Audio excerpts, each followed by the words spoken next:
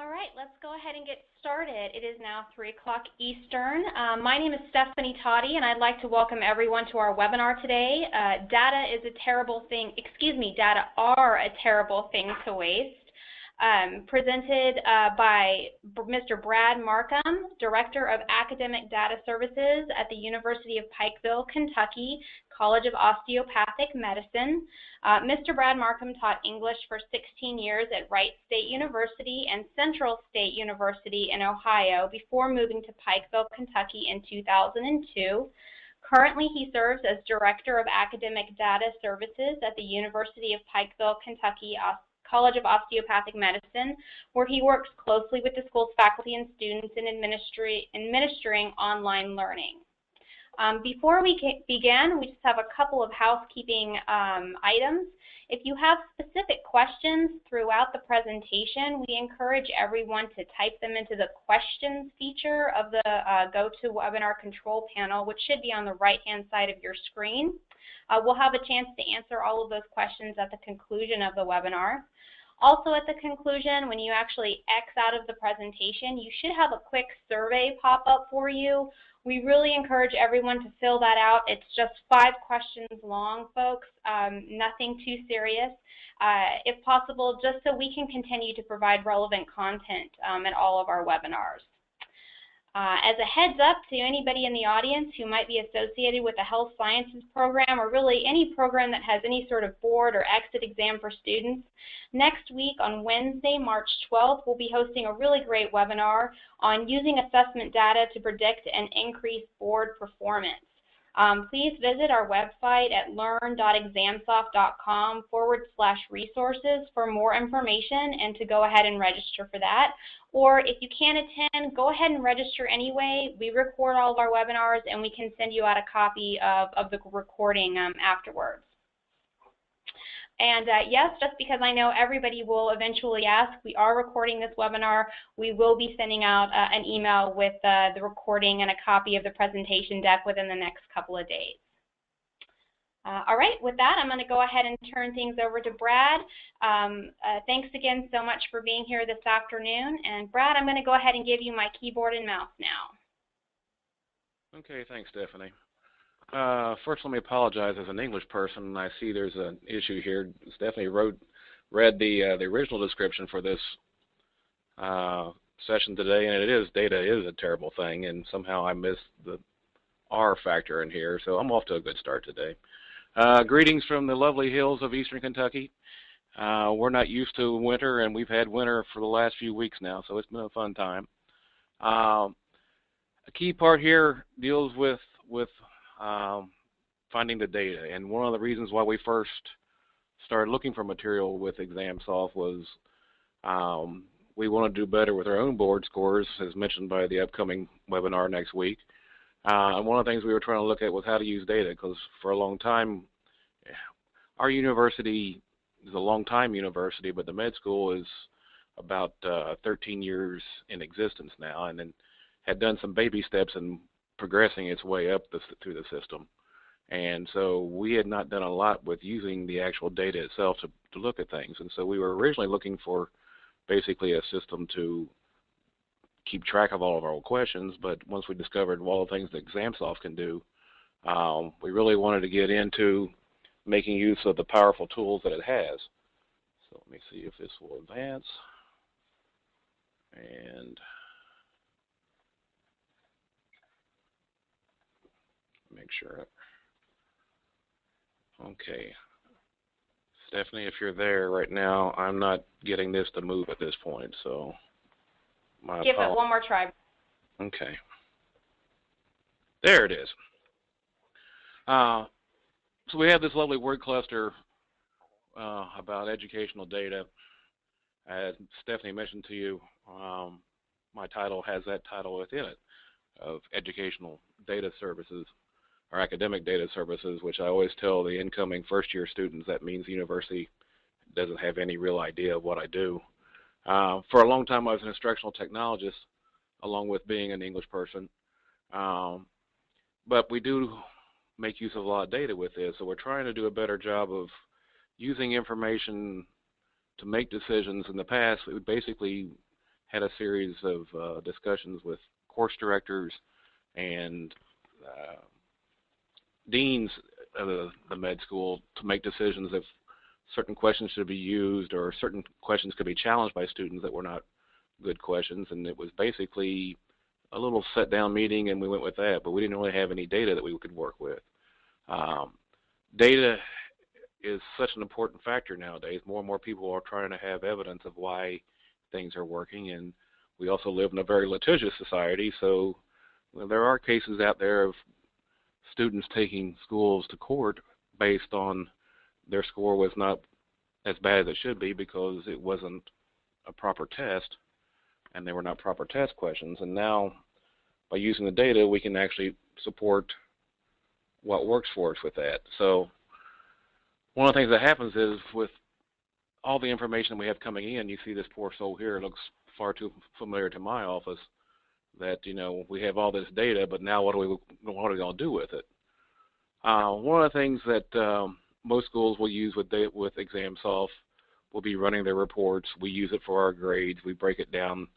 All of our, in our med school, the students are all in one big cohort moving around from class to class. They don't get to choose electives like they did back when they were undergrads. We put them all in one big grouping and we test them all over all the topics they have, and that could be anywhere from 8 to 10 courses throughout a block period that we have. Matter of fact, we just finished 2 days of testing for our first and second year students. So it gives you a bunch of information, but one thing that we try to do is how are we going to use that information? One of the things that is important, not just that we need the information for ourselves and for our accreditation companies, since we have two masters of that. We have the AOA, which is over the osteopathic schools, but also SACS, our regional accreditation company. But we also want to make sure that our students are understanding as well. And one thing that I really liked when I first started working with ExamSolve was the reports that they ran. One of the first things that we had issues with was that, however, was a lot of the information was pure just numbers in front of them. And the first time I presented the report to the faculty about how the questions did and how they're performing, did the performances of those questions and also how the students performed with them, it was purely set of just pure numbers stretched out with some assessment terms that most of them had not recognized before.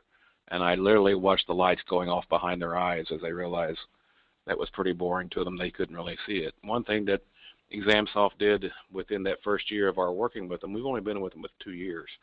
So we've seen quite a bit of change in a short amount of time. That's one thing I like about ExamSolve, that they are willing to listen to their customers, and a number of schools have added suggestions as to how things will work, and they will work with the individual schools in the meantime to see how they can make things work better. And we started getting things like this exam, end of an exam report.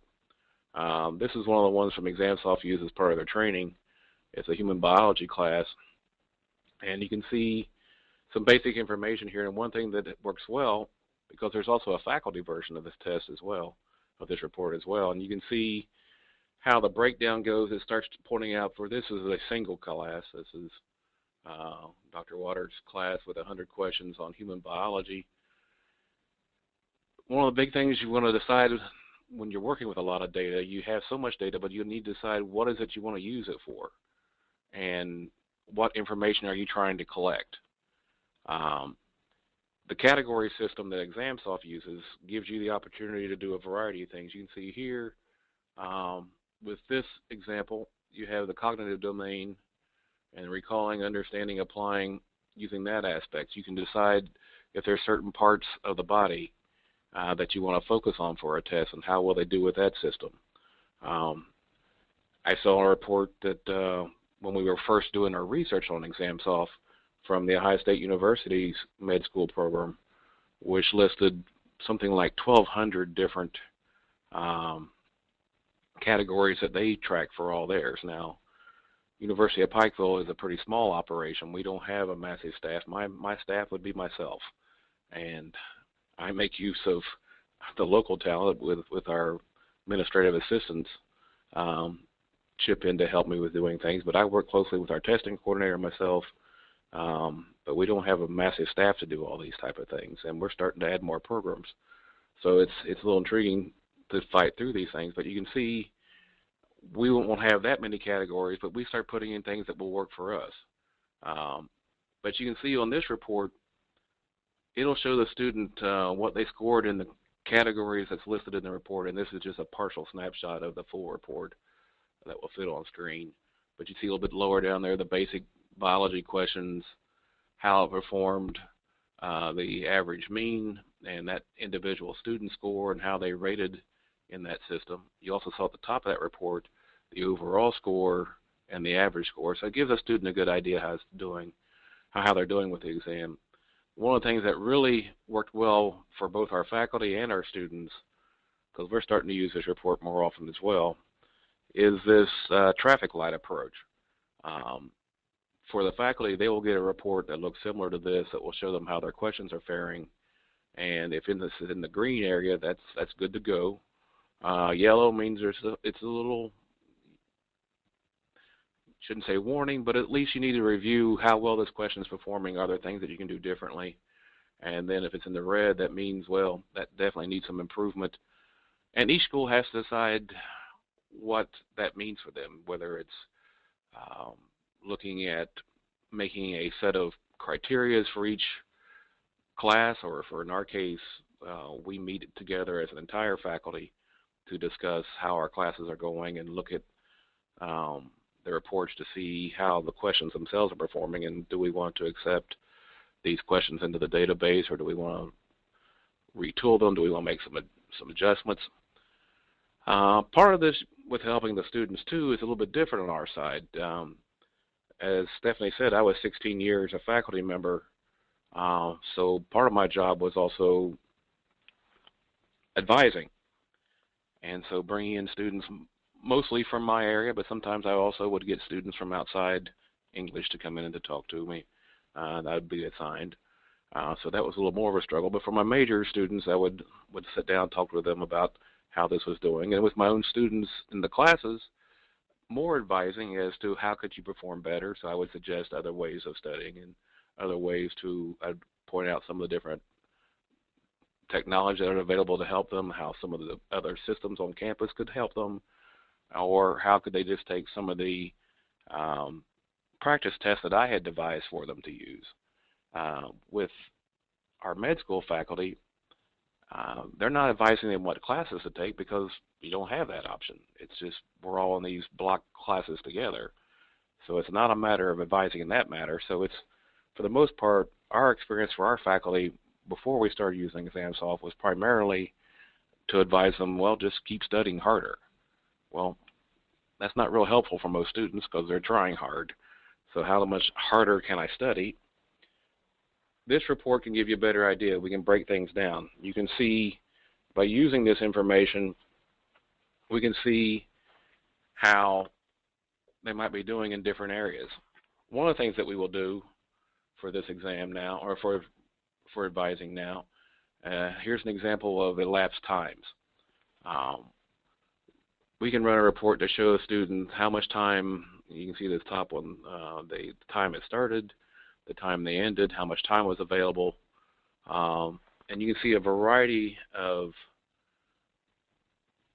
samples here because this is on the far left. That left column shows you the IDs of the students, and you can see the active time they were doing, the total time they used it, and you can see a wide range of times here. The very first one being a total time of 2 hours and 43 minutes for that exam. You can see further down an example, a student who did it in just a couple hours. Others take 3 hours. When you start seeing 4 hours and 21 minutes, you're seeing the students who are basically on the back end of the test. We have a range of students who will get done very quickly. The majority are somewhat there in the middle, as you can see just in this partial snapshot.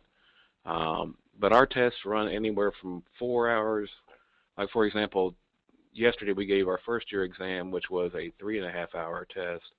And then today the second year exam was just short of 5 hours today. So they have to slog their way through it. This morning, we actually had a student get done with a 5-hour test that was allotted to them. Had one of our students got done in an hour and a half. So one of the things that we do is look at that and look at their performance. And that's part of the advising we're doing now with our students. Because I was asked to look at some studies, and what I have done is start keeping track of those students who get done within the first couple hours of an exam and those who get done in the last hour of the exam to see how their performance is.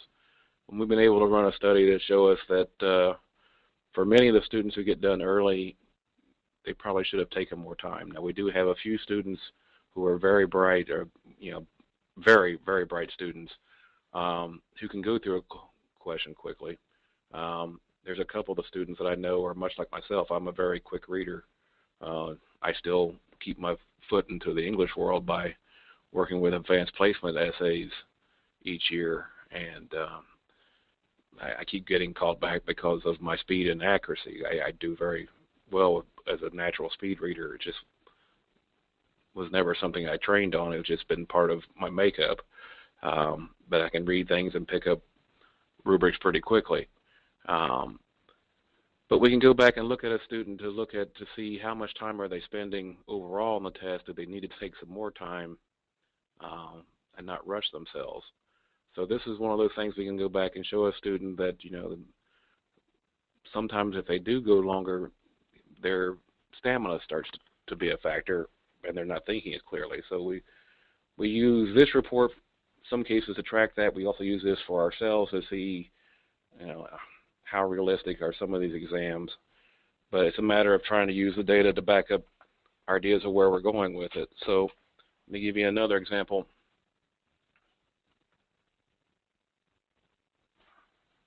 Well, I'm trying to give it another example. Maybe move. There we go. This is one of our exams from earlier this year. This is the strengths and improvement opportunities for ours. You can see the average score overall as opposed to the scores within this. Again, these are questions over a variety of classes. And this is a broken down version of one of the reports that we run for them. In this case, we're only looking at, you see the scores here, much the same thing as the last report. You can see how this student performed overall.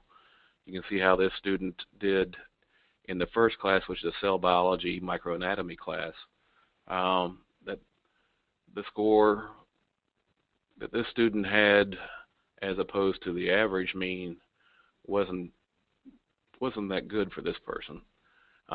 We also keep track of the score over the year. This was the second block of this sequence, and underneath that is the block 2 exam.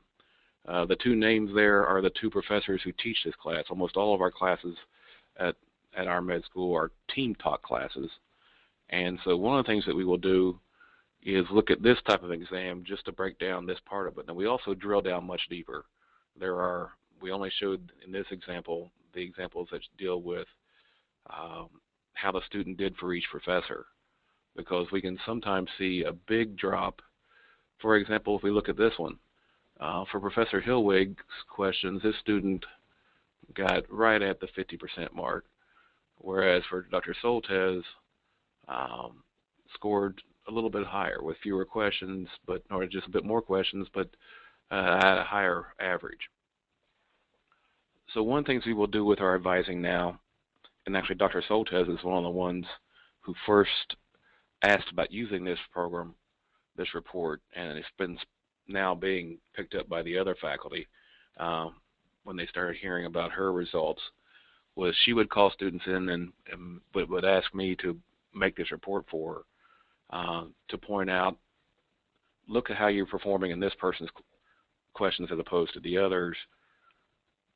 Part of its test-taking strategies, and we don't normally do a lot of that, but we're starting to do more of that with our faculty because they realize this professor may use mostly PowerPoints and hardly anything else. But another professor in that very same class, primarily almost all the information is lecture and materials from the book, from the textbook itself. So you can start advising students to see, let's look at your study plan to see, are you doing well with this? When you know this professor is never going to be using materials from the book. You don't need to worry about studying that part of the class as much. But you, the other professor you may have, so you need to spend some time. What are times when you're making notes based on the PowerPoints that you have? How much time are you spending rereading the notes you make from your textbook? You can see another example there with the gross anatomy, similar type of thing. This is again is a first-year students class, and how they perform with that. So it's one of those deals that, given the information, what can we do with it? We use the same type of thing again here with going back to that human biology class. You can, again, look at what categories you're looking for. So one of the key parts of this data isn't just the data itself, but it's the prep work for it. What is it that I want to know? You, as a faculty member, know what you want to teach them. So sometimes I'll still get questions from certain faculty, well, what do you want me to put for my category? And I said, well, I'm an English person. You don't want to ask me about something medically. This is your information. So what do you want to look for? So we will look for, we've done some little training with people to talk to them about, learning objectives. For our faculty, for a number of years, and we still have that issue with a lot of our clinical faculty, we don't have a teaching hospital close to us, but we still make use of the physicians in the area who come in and teach certain classes that we don't have full-time positions for.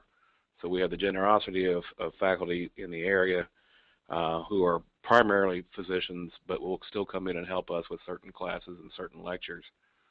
But sometimes getting learning objectives from them is difficult because they will quickly tell us the student should know everything I just talk about and everything that's in the book on this.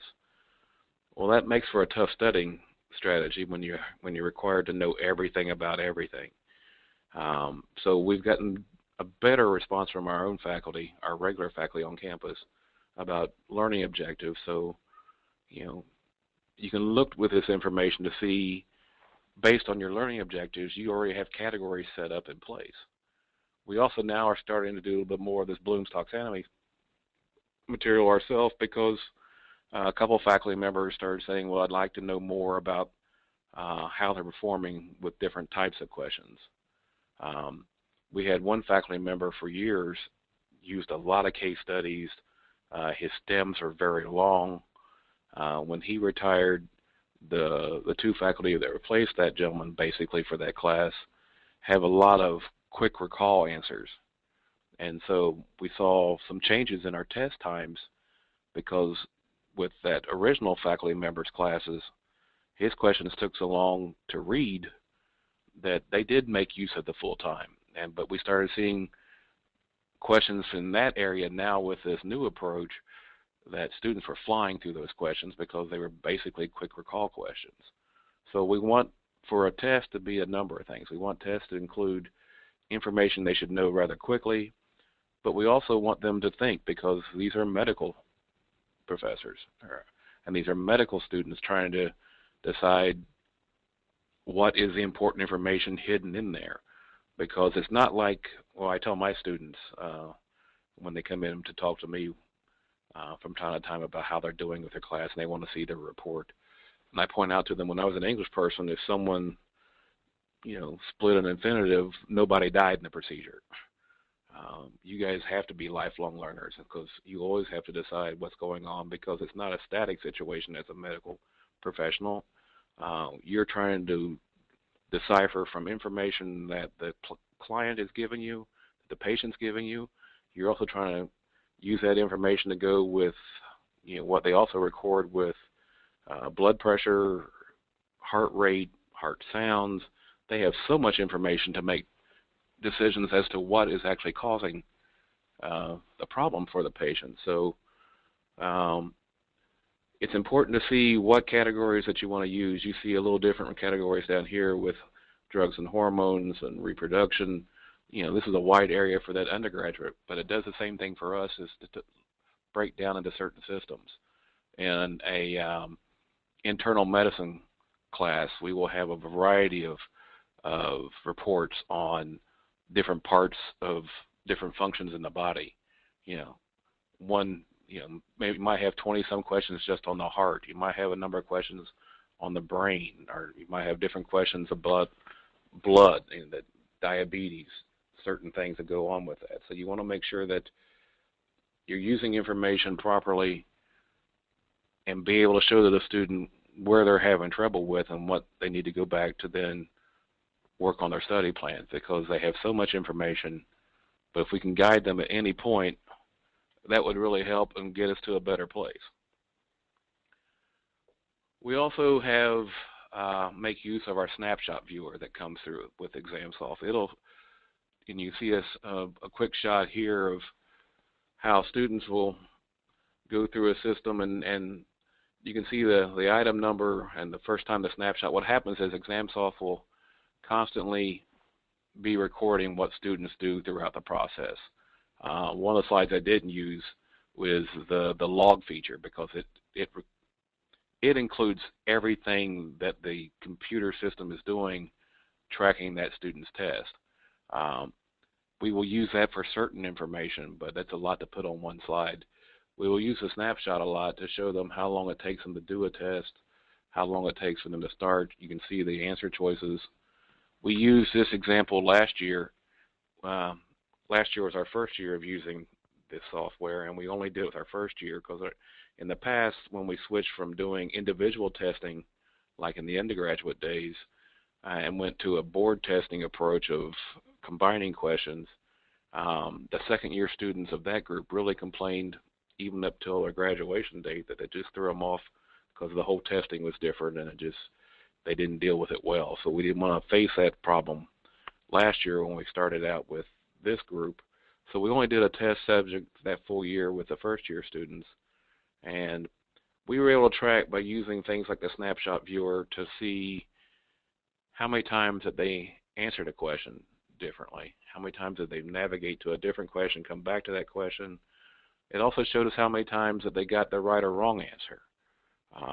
I used an example during a training with the students this year, with the new first students, of how the one case study I used was one of my favorite students. He's a much older student than the other students. He's got grandkids, matter of fact, and his own kids still living with him, and how he was a little bit worried about the technology, worried about he had never had a computer till we gave him at our school we give them the laptop and an iPad when they got there. So he was fairly spooked with computers, but he was really spooked by the iPad. He wasn't sure if he would be able to use that or not. So he was in and out of my office a lot asking for help, and I was able to show him on some occasions. There was one occasion where he changed his answer 17 times throughout the exam, and about 9 times he had the right answer, but he kept talking himself out of it because he didn't trust himself. And matter of fact, and within the last 5 minutes of the exam, he changed it 3 times and ended up getting the wrong answer. So we could run a report and basically try to figure out overall how well did students do when they were changing their answer. And most of us have always heard the adage about your first choice is usually your best choice. Well, we found out for us about 78% of the time their first answer was the correct answer. So many times they would get themselves in trouble. So part of what we do during our advising now too is to remind them, you're in med school for a reason. You need to start trusting yourself more. When you find something, you want to make sure that if it sounds good to you, more than likely our numbers are backing up that you will get the right answer. But recently we had a case that was a little bit different from that. We have a grade meeting at the end of each block testing period where the faculty together do a report on how their questions did and what percentage of students did what, and any concerns that we have. So it's a really good session to have the faculty all together, and I'd never encountered that as an undergrad faculty.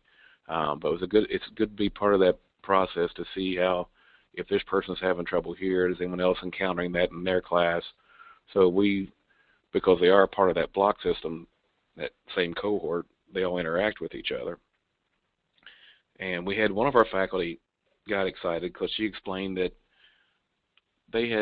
she had a new faculty member in her course had tried a couple case studies for that block, and the example that they gave had a very long stem, but in the first part of that stem there were a couple of distractors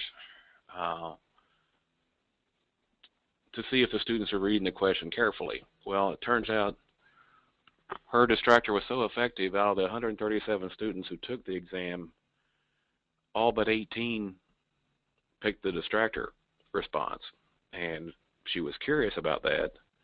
So she did an informal query of her class the next time that they met to see why they picked that answer, because it was such an overwhelming bad response. And they gave her their answer. For the most part, they all were looking at the buzzword and not bothering to read the entire question, because they thought they were doing it's sort of the Jeopardy approach. I used to be an academic team coach, and I would always tell my students that in those kind of situations, there are certain buzzwords. When you hear that, you know this means that. Jump on this, and we would practice that to cut down on our time, because in competition, it's based on time. The med school exam should not be a competition unless it's a competition with yourself.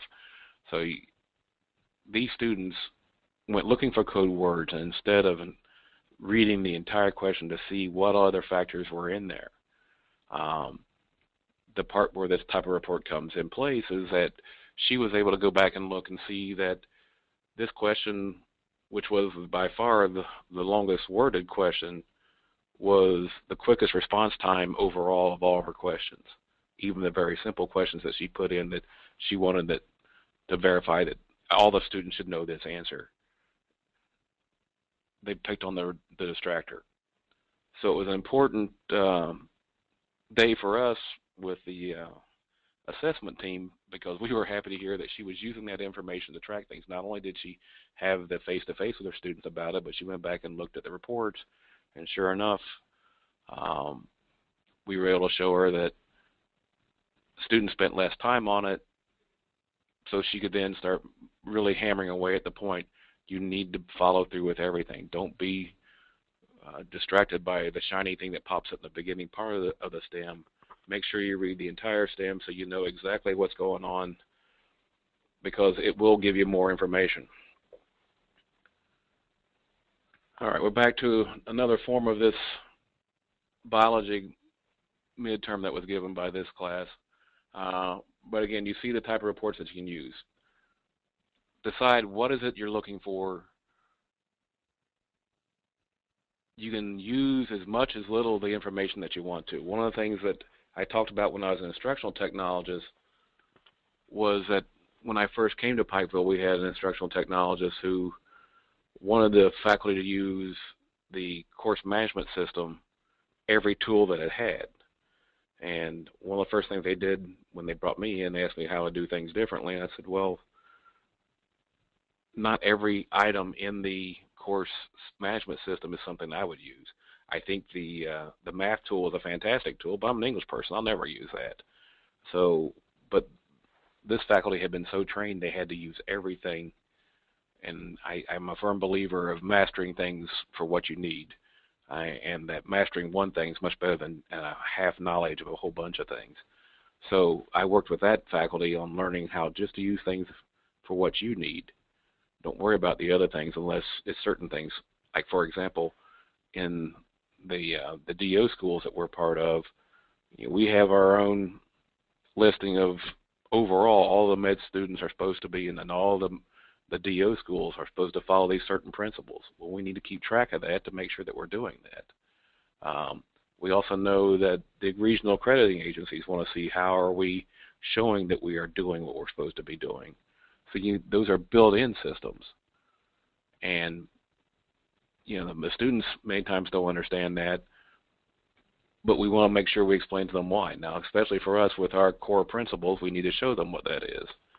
But these kind of reports help reinforce what we're doing with them.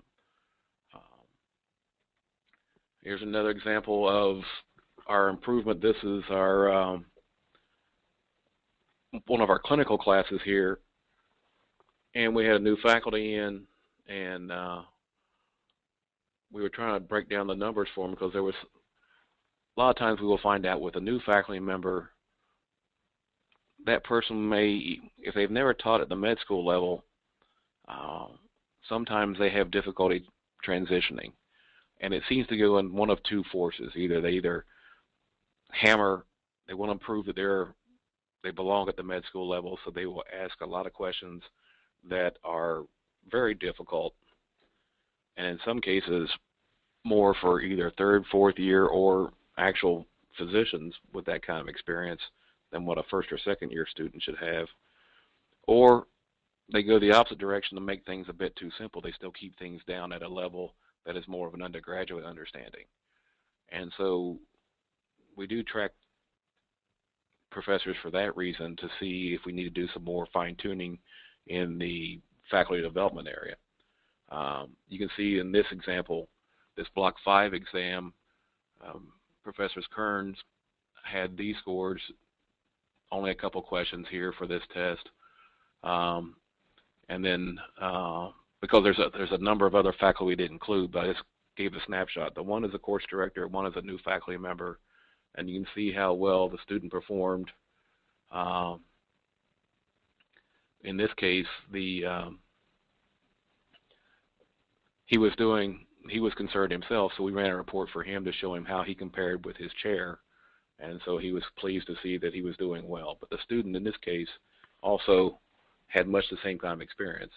You can also see in the lower one with the internal medicine student that they really understood Dr. Ahmed's questions, did a much better scoring for it, but for Dr. Bartley, not so much.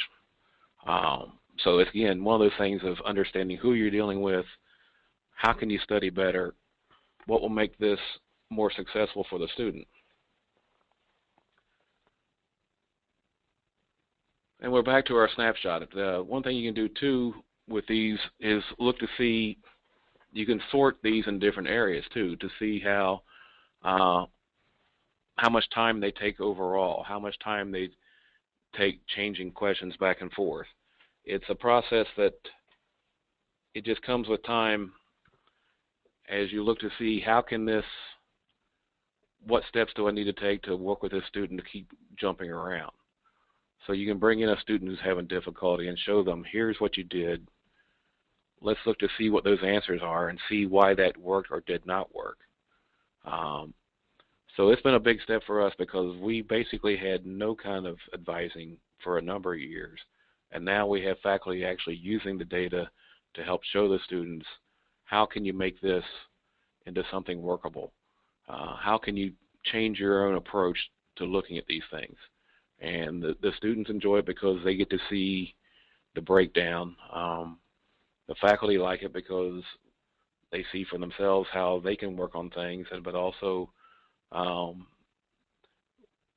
recently we jumped from being, we had 80 students. We now have almost 140 students per class.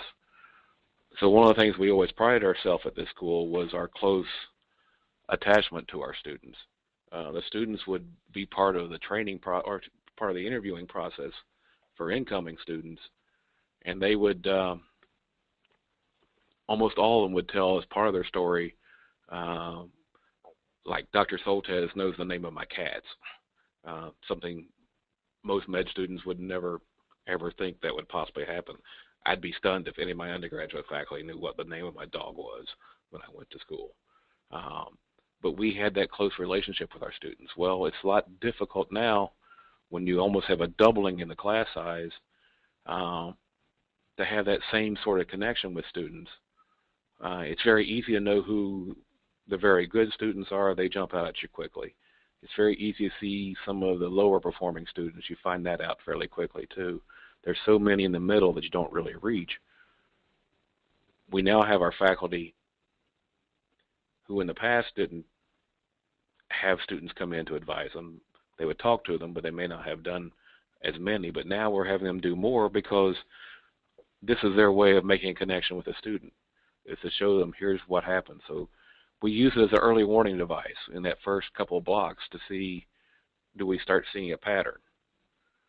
Now, these are only things that we're talking about today dealing with the student aspect. Data can be used for so many other things.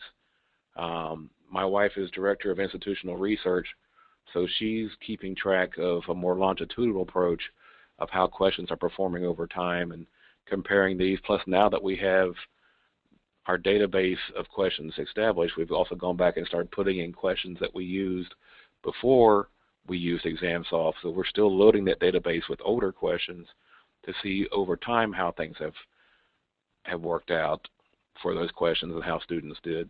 And she's also using that to track overall how they're doing once they graduate. So today's focus was on the student aspect, but there are so many reports within ExamSoft. The big job that you have to do, again, is, well, it reminds me of the old African proverb, how do you eat an elephant? It's one bite at a time.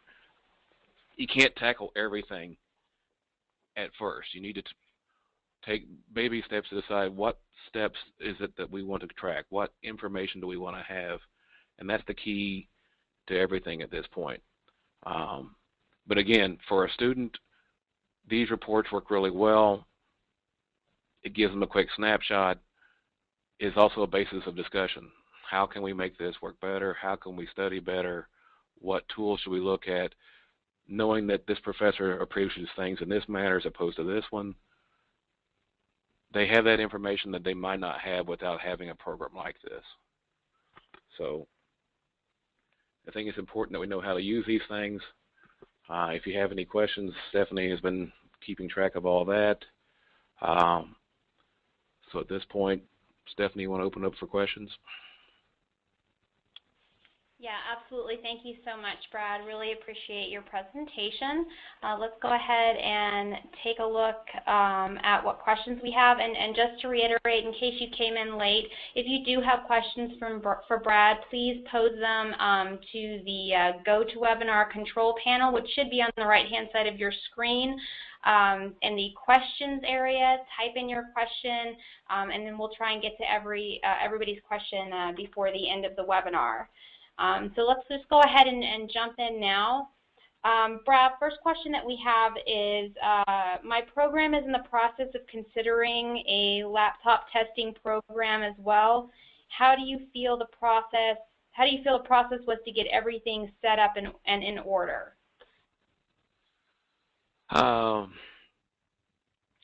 was one of the things I was tasked with a couple of years ago, because we had been giving, because of the nature of our student population originally, in Eastern Kentucky, very poor population overall.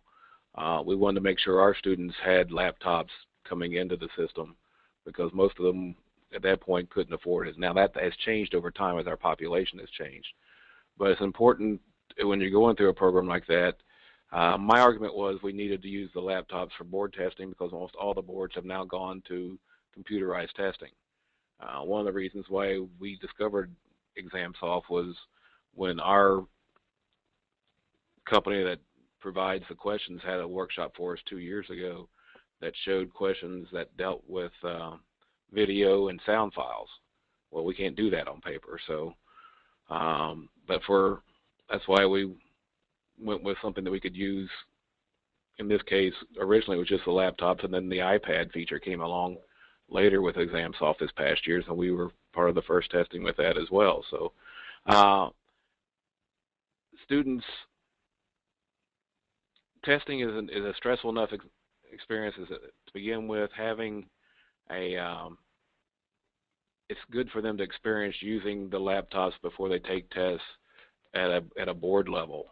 And maybe it's my health care background here that's influencing this answer, but because I know you're going to be doing that with the webinar next week. But I think it's important for them to replicate as much as possible what the board testing will be like in that case.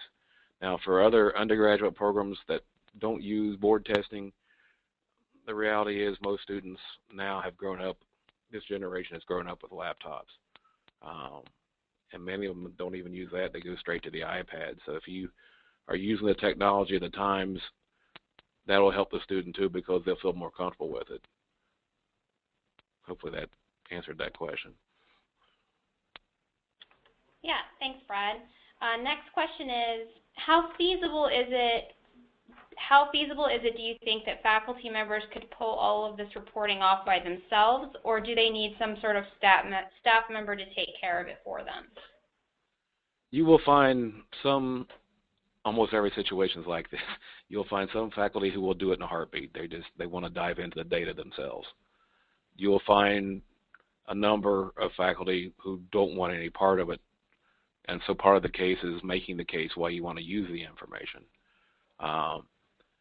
What has helped me, because I had one faculty member told me when we first started last year, I will never use this, and matter of fact, she retired because she didn't want to deal with it. She had served a number of years, so she was ready to retire. Most of them at first will need the help of a staff person. If you have an assessment office, or if you have a staff member who's tasked with this, what helped me was the faculty knew I came from a faculty background. The reality is we all like to live in our own tribe. We're comfortable with with who and what we are, and who and what, who are all alike us. Most of them knew that I wasn't a med person, but I had taught over 20 years at the college level in an actual classroom. I wasn't an IT person coming in and telling them just to click things or move them out of the way and do it for them. What I did was went to them, to their offices, to show them how the program worked to begin with, and here's the kind of reports it can do, and then ask them, what kind of things do you want? It really helps if you put it in such a form to make them realize, here's what can do to help you. You will not win over every faculty member, but most of them, when they see that it will help their students, they'll use it. But one of the first things that happens is almost always, and I know from my own experience, it's the ego factor of, well, my questions are good because I wrote them. I know what it's supposed to be. They should know what this is. But when you start looking at things like this, you can start seeing these things. And for us, particularly in our limited advising, we started seeing how they were doing better in some classes, and in some cases, some professors and others. Why is it that's the case? And then we started breaking down how they did this. So it can be done. There'll be some faculty who'll do it in a heartbeat because they're tech savvy. Others, you have to make a case for it. But if you can show them how this will help students learn better, there's very few faculty who are going to argue with that. Thanks, Brad. Next question is, how quickly can the reports be generated and distributed? We've already sent out reports today from the test from yesterday and the test from today that we gave. The biggest issue is what kind of speed that you have with your computer. The only hiccup we've ever had when we had an AT&T tower go down on us and we lost our internet connection for a while running reports. For the most part, we can turn reports around the same day. Matter of fact, the very first time we did the testing for it with an ExamSoft was the fall of last year, and I had 3 associate deans lined up behind me in my office watching me while we watched the report start to spit itself out. And you saw we have like 200 and some question tests, so it takes a little bit of time. It takes a few minutes for it to load. And then, in our world now where everything should be in a second or two, you may have to wait 2 or 3 minutes for the report to run. Sit there and watch the little circle of death going, but it'll pop up quickly. And when they popped up with our item analysis for how the questions did, I got pounded on the back of my head by 3 deans because they were so excited that we were now be able to show our accrediting companies, here's how these reports show us the data that supports why this was working or why it was not working. So yeah, it's amazing how quickly the turnaround time is. Great, thanks. I think this next question is in regards to the slide that you had, and I'm going to try and move back to it here for a second. The slide that you had that showed the timestamps, the snapshot viewer. The question is, why are the timestamps out of sequence? Is the student hopping around before answering? Well, you can set up the timestamp to filter in different ways. Each of those categories you see at the top there will tell you how it organizes it. So this one was organized to go on the far left with the item number itself of the test. So that's why the time doesn't work chronologically, because you see it says 8:50, then 8:58, and that seems fine, 9:30, but then it jumps back a little bit later to 8:55. So it's a combination of things. My focus was on what item it was and when they approached it, but it also, if you go back and look, sort it in a different way, you can start seeing how they are jumping around. Our students are allowed to go back and take the system sets up so we can give it the option to backward navigate or forward, and also it will also let you flag questions. So they will go back and look at questions that they're not sure about because they flagged them, because they want to spend time on questions, more time on it and go through the questions that they think they know quickly and move on with it. So the reason why you have the chronology is out of order here is because my focus was on which item of the test was. Now, we also have the need to remember we use randomized options. So we randomize all the questions, and inside those questions we randomize all of the answers. So there is quite a bit of jumping around for students. But a lot of times this was just because they want to spend more time to go back and look at it, so they will go back and look at these. But you decide for here, you can run this report to, and like I said, most of them will go between item or the timestamp, because that way you can look for different information depending on what you're filtering. Perfect, thank you. This looks like it's going to be our last question, unless anybody else has any other questions they'd like to pose. This is kind of last call, so if you do have one, go ahead and type it in the chat box. But at this point, the last question I have is, if you're wanting to take the reporting on and you haven't done so yet, what's the biggest piece of advice that you would have for somebody starting out?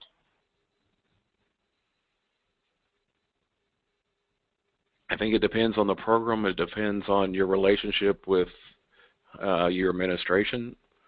The reality is, higher ed, and I'm assuming most of these are with higher ed. There may be some of the lower, below that in K through 12. But K through 12 has also seen how much the government has stepped in. The reality is, we're all going to be accountable to the federal government at some point. We're all going to be able to need to show people, and many times, especially when you're bringing in government officials who don't really have an understanding of what happens at this level, we have to be able to show them information that we can document of how we are making decisions, how this is a good question, how this is a valid test, how this helps this student becomes a better whatever field they're going into. The more that we can use data to support these things, instead of saying, well, it felt like a good test, or I know this is a good test. Well, if you can't defend it, down the road it's really going to be a case where we're going to have to. And especially, K through 12 has already gone through that. Higher ed is starting to realize that's part of our reality. So the more data that we can use and use effectively, but it's like anything else. If it doesn't have a meaning to it, it doesn't do anybody any good. Data for data's sake isn't what we're trying to do here. We're trying to show the rationale of why these things either work or did not work. The example I gave of the faculty member discovering why almost the entire class picked this one distractor shows that too many of them are caught up in looking for buzzwords. But we're going to have more cases of students challenging things, and I know of certain cases of other schools that had to go to court because students who've grown up never get anything but A's can't understand why they didn't get an A in this case, and so it clearly had to be something wrong with the questions. And we'll have enough legal people out there willing to support them and try to make a case for these things. So the more data that we can use effectively, and that goes back to what do we want to look for? Each field has their own criteria of things that are important to each field, and every agency has their list of criteria. But as professionals, we need to decide for ourselves too, what is it that we want our students to know, and how can we show people that we're actually doing that we are teaching them how to do this. So it's just part of the modern reality.